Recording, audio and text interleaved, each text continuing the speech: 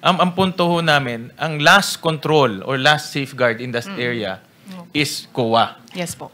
Sir, Pag ang COA bulag, lalampas talaga ito. Sunico, ibig bang sabihin mo ngayon sa amin dito, sa committee, kaya naglipa na itong ghost projects because failure kayo sa pag-carry out ng inyong mandato dahil kulang kayo ng tao, kulang kayo ng engineers, mag-inspection? Opo. Ganito po siya, sir. Mataas, basically, sir, meron po tayong tinatawag na risk assessment. Sa dami po ng mga controls na meron po si DPWH, meron po siyang Quality Assurance Audit Office, meron din po siyang Inspectorate Team. Hayaan mo na yung Yes, sir. DPWH. Opo. That's none of your concern. Yes po. Concentrate sa COA. Yes, po. Bakit ito, sabi mo kayo na, kulang kayo ng tao? Opo. So, kailangan dagdagan kayo ng tao? Yes po, sana, sir. Ha? Opo. Para magampanan nyo yung mandato? Opo, sana, sir. Bakit ngayon lang ito lumabas? Sir, lumalabas na po yan sa mga budget hearing natin. As I have mentioned, para po sa 2023 budget namin, sa Bulacan alone po yun, sir, yung inalis po na 120 plus na positions po. Thank you, Mr. Chair. Okay, balik sa'yo. Sige. Ako ho, I respect the elders, Mr. Chair. Dalawang elders ho yung katabi ko. Ma'am, parang hindi katanggap-tanggap na because of lack of manpower, lumampas to ng ilan years. Kasi, di ba, every end of the year, meron exit conference.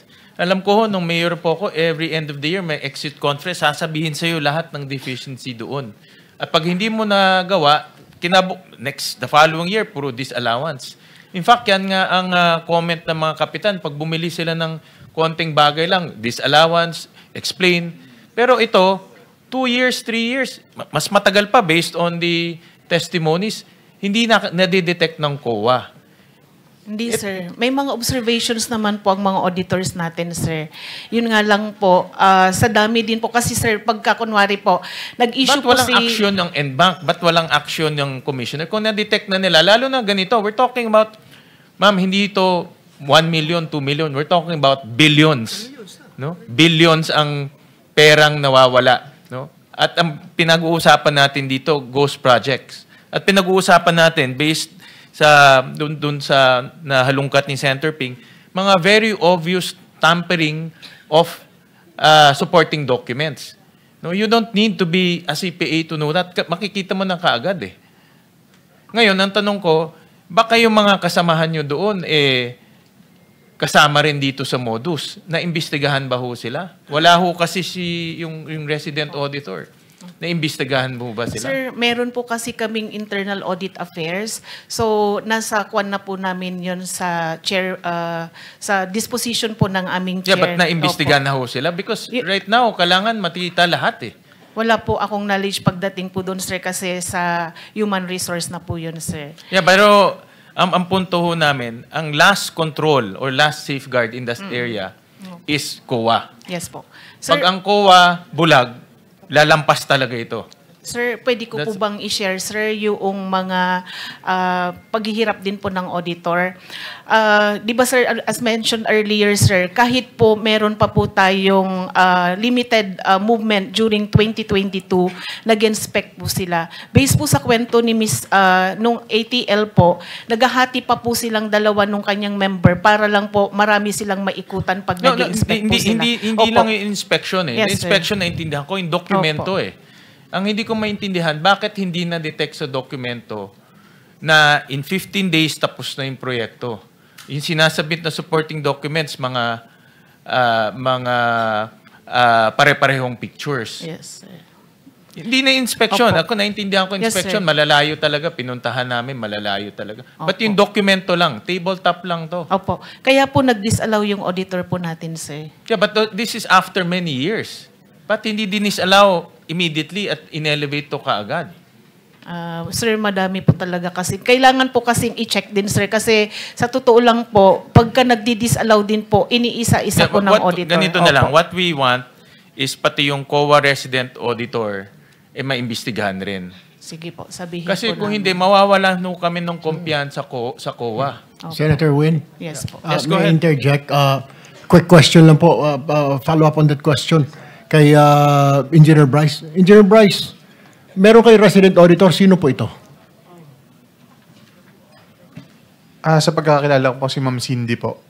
Nakakausap niyo po ba? I mean, pasok ba siya sa grupo ninyo sa transaksyon para nabibigyan niyo ba siya? Ilang porsyento binibigyan sa kanya para pirma lang siya ng pirma? Specific na wala po, pero alam ko kinakausap siya ni Boss Henry tsaka po ni accountant namin. Ng accountant ninyo? Regarding po dyan. So alam ng COA, resident COA auditor niyo yung mga ghost project na yan? Mga substandard project, alam yan? Sa pagkakaalam ko po. Will you confirm, Engineer Alcantara?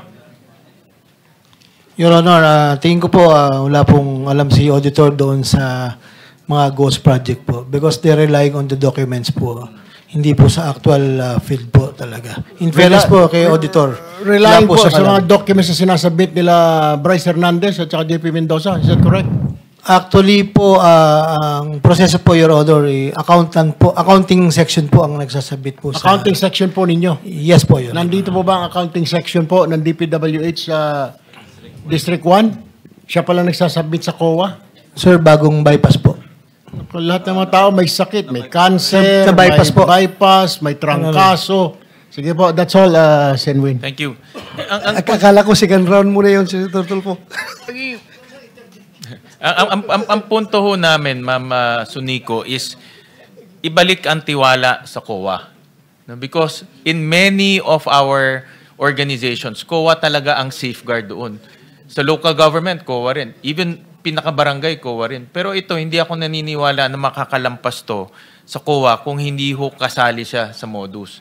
No, pwede yung na-absuelto ho siya ni ni Engineer Alcantara, but then again, ang gusto ho namin mabalik ang tiwala sa COA. Chair, isang interjection lang. With the permission. Yes, with the permission. Talaga pong ang tiwala, napaka-importante. Madam COA, yun pong 140,414,518 pesos 37 centavos. Ito po ay notice of disallowance sa SBMA. Noon pong June 20, 2017, after several petitions raised by SBMA, nag-issue na po ng desisyon ang Korte Suprema, final and executory.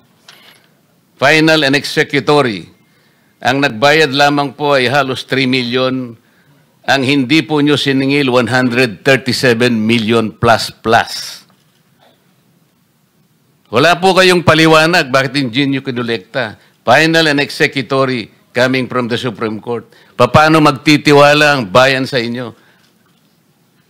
Sir, ang mga ngolekta na po doon ay yung implementing agency po. Sa case po ng na-mention nyo is the SBMA. Ngayon po, sir, dahil final and executory na, mag-i-issue po kung umabot po yan sa Supreme Court, mag-i-issue po ng COA Order of Execution. And based po doon sa COA Order of Execution, maniningil po yung implementing agency. Mr. Chair, nagkaroon na po ng order of execution. Huwag po kayong magsisinungaling, madam. Wala po kayong ginagawa talaga. Kaya yung pagtitiwala, sinabi na nga ni Senator Sherwin, importante, lahat na po nandun eh.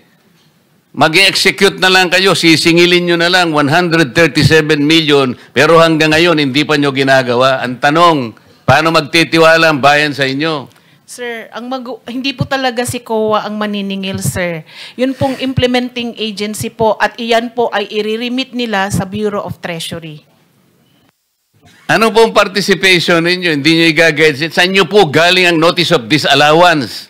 Amin po, sir. Pero po, sir, dahil may mga proseso nga po sa Sus Korte, Mariosep sir. na proseso. Puro kayong proseso, pero walang nangyayari. Pinag-uusapan natin tiwala. Yes, sir. Opo, yun naman po kasi ang nasa proseso, sir. Hindi po si COA talaga ang maniningil, sir. Wala kang gagawin para sabihin mo sa SBMA, meron kang prerogative, meron kang power na sabihin mo, mangolekta ka. Nag-issue na kami ng order of execution. Huwag mo sasabihin ang proseso. Yes, sir. Kaya ma'am, ang problema pa ho, post-audit. No? Ibig sabihin, bayad na. Di ba ho? So kung hindi nyo madidetect ho yan, bayad lang sila ng bayad, bayad lang ng bayad, bayad lang ho ng bayad. So ganun ho nangyayari ngayon, bayad lang ho ng bayad. Kahit na ghost projects, bayad ho ng bayad.